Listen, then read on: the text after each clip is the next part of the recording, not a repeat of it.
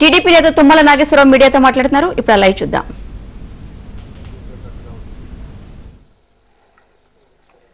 ఆంధ్ర రాష్ట్రానికి అత్యంత ముఖ్యమైనటువంటి విషయం వ్యవసాయ రాష్ట్రం అయినటువంటి అన్నపూర్ణగా వెలుగొందినటువంటి ఆంధ్ర రాష్ట్రానికి జీవనది అయినటువంటి కృష్ణా నదీ జలాల మీద అత్యంత అభ్యంతరకరమైనటువంటి తీర్పు ఇచ్చినప్పటికీ, అత్యంత కుటిలమైనటువంటి తీర్పు ఇచ్చినప్పటికీ, అత్యంత మోసపూరితమైనటువంటి తీర్పు ఇచ్చినప్పటికీ, అత్యంత నష్టదాయకమైనటువంటి తీర్పు ఇచ్చినప్పటికీ రాష్ట్ర ప్రజల గుండెలు పగిలి ఆవేదన చెందుతున్నప్పటికీ ఈ రాష్ట్ర ప్రభుత్వానికి కానీ కేంద్రానికి కానీ ఏమాత్రం చలనం లేదు. ఆ బాధ తోటి మళ్ళీ ఈరోజు మాట్లాడాల్సిన అవసరం ఏర్పడింది. తీర్పు కమిషన్ ప్రారంభం రోజు నుంచి మొదటి హీరింగ్ దగ్గర నుంచి 2006 సంవత్సరం లగాయితూ ఈరోజు ఢిల్లీలో కృష్ణా ట్రిబ్యునల్ కూర్చుంది. ఏం మాట్లాడారు, దాంట్లో ఆంధ్ర రాష్ట్రం యొక్క వాదనలు ఎంత బలహీనంగా ఉన్నాయి, ఎంత రాష్ట్రానికి నష్టం వచ్చే రీతిలో వీళ్ళు మాట్లాడారు, అది కరెక్ట్ కాదు, దయచేసి సరి చేసుకోండి అని ఏ రోజుకు ఆ రోజు రాష్ట్ర ప్రభుత్వాన్ని హెచ్చరిస్తున్నాం. మీరు అసమర్థులైనటువంటి అడ్డగోళని అడ్డమైన వాళ్ళని అడ్వకేట్లుగా నియమించుకొని మీ స్వార్థం కోసం, మీ స్వలాభం కోసం, మీ సొంత కేసుల్లో ఉపయోగపడ్డ వాళ్ళ కోసం, మీ బంధువుల కోసం, మీ బంధుగణం కోసం, వారి యొక్క లాభాల కోసం, వారి యొక్క ఆర్థిక ప్రయోజనాల కోసమే మీరు పెట్టుకున్నారు. వాళ్ళకి వేరే రంగాల్లో నిపుణుతున్నా ఈ నదీ జలాల విషయంలో వాళ్ళకి ఏమాత్రం కూడా అవగాహన లేదు. దయచేసి గతంలో ఆల్మట్టి ఎత్తును నిరోధించడానికి ఉపయోగపడ్డటువంటి పరాశరాన్ని కానీ గంగూలీ గారిని కానీ వాడుకోండి అని చెప్పి స్పష్టంగా రాష్ట్ర అధినేతలను కోరాం, రాష్ట్ర ప్రభుత్వాన్ని కోరాం, బతిలాడాం, ఈ రాష్ట్ర రైతాంగం కోసం ఆర్థించాం.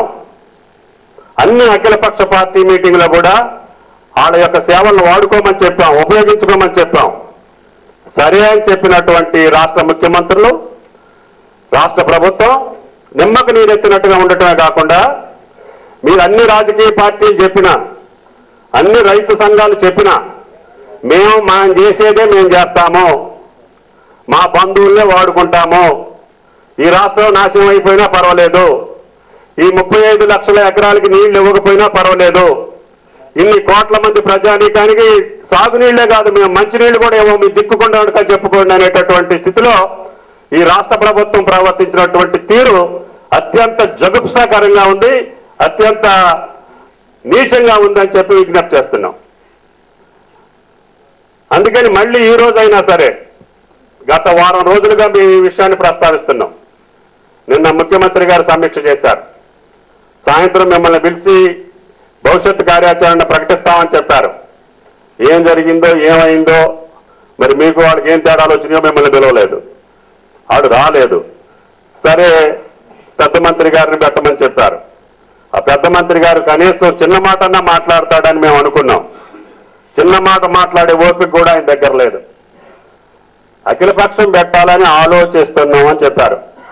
మరి వాళ్ళ ఆలోచన ఎప్పుడు తెగుద్దో, అఖిలపక్షం ఎప్పుడు పెడతారో, ఈ విషయం మీద ఎప్పుడు స్పందిస్తారో, ఈ విషయం మీద వాళ్ళ స్పందన ఈ రాష్ట్రాన్ని ఇంకా బలి తీసుకోవటానికి ప్రయత్నమే తప్ప ఈ రాష్ట్ర ప్రయోజనాలు కాపాడేదానికి వాళ్ళు సిద్ధంగా లేరు అని హెచ్చరించడానికే మళ్ళీ ఈరోజు మళ్ళీ ఒక్కసారి వాళ్ళ మీద ఈ విషయాన్ని గుర్తు చేద్దామని చెప్పి మేము చెప్తున్నాం. నిన్న ఈరోజు టీవీలో కొన్ని వార్తలు, పేపర్లో కొన్ని వార్తలు విన్నాం. బొడ్డూడనటువంటి వాళ్ళు, అద్దెకి మాట్లాడేటటువంటి వాళ్ళు, కిరాయి రాజకీయ నాయకులు, అత్యంత బాధాకరమైనటువంటి విషయాలు, అత్యంత అసత్యాలు, రాష్ట్ర నీటిపారుదల రంగంలో ఏమాత్రం సోయలేనటువంటి సన్నాసులు, ఈ ప్రాజెక్టులన్నీ తెలుగుదేశం పార్టీ కట్టుంటే మాకు ఇబ్బంది లేదు కానీ అంటున్నారు. వాళ్ళు ఒకవేళ రాజకీయాల్లో ఉండుంటే రాజకీయ ఆలోచన ఉంటే, ఈ రాష్ట్రం మీద అవగాహన ఉంటే, నదీ జలాల మీద సోయి ఉంటే, ప్రాజెక్టుల మీద పద్ధతి ఉంటే ఒక్కసారి వాళ్ళతోటి చర్చించడానికి మేము సిద్ధంగా ఉన్నాం. ఇందిరాగాంధీ తోటి శంకుస్థాపన చేసినటువంటి ఇందిరా ప్రియదర్శన్ అనేటటువంటి జోరాల ప్రాజెక్టును వదిలిపెట్టి మీరు వెళ్ళిపోతే ఇదే కృష్ణమూర్తి గారి ఆధ్వర్యంలో దాన్ని పూర్తి చేసి కరూరు జిల్లా అయినటువంటి మహబూబ్నగర్ జిల్లాలో 2 లక్షల ఎకరాలకి నీళ్లు ఇచ్చినటువంటి ఘనత తెలుగుదేశం ప్రభుత్వాన్ని అని చెప్పి విజ్ఞప్తి చేస్తున్నా. అదేవిధంగా మీరు దొంగతనంగా 75లో పైపుల ద్వారా నీళ్లు తీసుకెళ్లి మద్రాసుకి తాగునీళ్లు ఇచ్చేటటువంటి తెలుగు గంగని 6,75,000 ఎకరాలకి ఈనాడు సాగునీరు ఇచ్చి కడపలో బ్రహ్మంగారి మఠం కానీ, కర్నూలులో వెలుగోడు కానీ, నెల్లూరులో కండలేరు కానీ, సోమశల కానీ, చిత్తూరుతో నీళ్లు ఇచ్చి మద్రాసుకి నీళ్లు ఇచ్చేటటువంటి ఘనత ఎన్టీ రామారావు కాదా? మీకు అసలు బుద్ధి ఉందా? మీకు అసలు మైండ్ ఉందా? మీకు అసలు రాజకీయ వ్యవస్థలో రాజకీయ ప్రయోజనాలు తెలుసా అని నేను ఆ నాయకులను అడగదలుచుకున్నా. మీరు కిరాయి తీసుకుని ప్రెస్ కాన్ఫరెన్స్లు పెట్టండి, కానీ అసత్యాలు మాట్లాడితే ఊరుకునేదానికి సిద్ధంగా లేము. ఎస్ఎల్బిసి ఆనాడు ఎప్పుడో శ్రీశైలం బ్యాక్ వాటర్స్ నుంచి నల్గొండ జిల్లాకు, ఫ్లోరైడ్ జిల్లాకు నీళ్లు ఇవ్వాలంటే టన్నెలకి టెక్నాలజీ అప్పుడు లేకపోతే లిఫ్ట్ ఇరిగేషన్ ఆసియాలోకెల్లా అత్యంత పెద్ద లిఫ్ట్ ఇరిగేషన్ ఎస్ఎల్బిసి, ఏఎంఆర్పి అంటాం, మాధవరెడ్డి పేరు పెట్టాం. 3 సంవత్సరాల్లో మోటార్లు పెట్టి నీళ్లు ఇచ్చినటువంటి ఘనత తెలుగుదేశం పార్టీది కాదా? ఆ సన్నాసులను అడగాల్సినటువంటి అవసరం ఉంది. అదేవిధంగా ఎస్ఆర్బిసి కర్నూలు జిల్లాకు సంబంధించినటువంటి Srisailam right bank canal Krishnamurthy గారు 1,200 కోట్లు వరల్డ్ బ్యాంక్ నిధులు తీసుకొచ్చి ఆయన హయాంలో పూర్తి చేసి 2,25,000 ఎకరాలకి నీళ్లు ఇస్తే మీ కళ్ళు మూసుకుపోయినాయి అని చెప్పి నేను అడుగుతున్నా. అయ్యే కాదు, అన్ని ప్రాజెక్టులు కూడా ఈ రోజు ఆలేరు, గాలేరు నగరి కానీ, ఆంధ్రీనేవా కానీ, వెలుగొండ కానీ కాంటెంప్లేట్ చేసి మీకు అసలు ఆ ప్రాజెక్టుల పేర్లు కూడా తెలవనటువంటి సన్నాసులు ఈ రోజు మాట్లాడుతున్నారంటే అంతకంటే సిగ్గుచేటైనటువంటి విషయం మరొకటి లేదు. కాబట్టి భవిష్యత్తులో ప్రెస్ కాన్ఫరెన్స్ పెట్టిన, వాస్తవాలు చెప్పిన చరిత్రను ఎవరు మార్చలేరు. ఆ ప్రాజెక్టుల మీద శిలాఫలకాలు ఉన్నాయి. ఎప్పుడు మొదలు పెట్టారు, ఎప్పుడు పూర్తయింది, ఎన్ని డబ్బులు ఖర్చు పెట్టారు, ఎప్పుడు సాగులోకి వచ్చిందో మీకు బుద్ధి ఉంటే ఇది చూసుకోమని చెప్పి నేను అడుగుతున్నా. వరదరాజస్వామి గుడి ప్రాజెక్ట్ అని ఒకటి ఉంది కర్నూలు జిల్లాలో. విజయభాస్కర్ రెడ్డి రాజీనామా చేసి శంకుస్థాపన చేసి వదిలేస్తే ఆ ప్రాజెక్టు పునాదిరాయి కనిపెట్టడానికి మాకు 10,000 రూపాయలు ఖర్చు అయినాయి. అక్కడ ఒక స్వామి ఉండేవాడు. ఆ స్వామి గడ్డం పెంచుకొని మోకాళ్ళ దాకా గడ్డం పెరిగిన తర్వాత ఎన్టీ రామారావు గారు పిలిపించి, ఈయన భారీ ఇరిగేషన్ మినిస్టర్ ఉన్నప్పుడు ఏంటా గడ్డం తీయమంటే ఆ ప్రాజెక్టు పూర్తయితేనే గడ్డం తీస్తానని చెప్తే ఆ ప్రాజెక్టు పూర్తి చేసి గడ్డం తీపించినటువంటి ఘనత కృష్ణమూర్తి గారిది.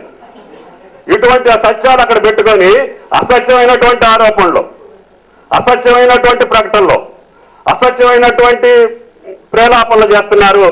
మీకు బుద్ధి ఉండాలని చెప్పి నేను అడుగుతున్నా. కాబట్టి దయచేసి ఈ రాష్ట్రంలో కొత్త ప్రాజెక్టు శ్రీశైలం, నాగార్జున సాగర్, శ్రీరామ సాగర్ తర్వాత ఏ ఒక్క ప్రాజెక్ట్ అయినా మొదలు పెట్టాము అని అంటే అది ఎన్టీఆర్, చంద్రబాబు గారి సమయంలో మొదలు పెట్టాం తప్ప ఏ కాంగ్రెస్ ప్రభుత్వంలో కానీ, ఏ కాంగ్రెస్ నాయకుడు కానీ ఇరిగేషన్ మీద దృష్టి పెట్టలేదు. అది గమనించమని చెప్పి విజ్ఞప్తి చేస్తున్నాం. మీరు మొదలుపెట్టి 2 ప్రాజెక్టులు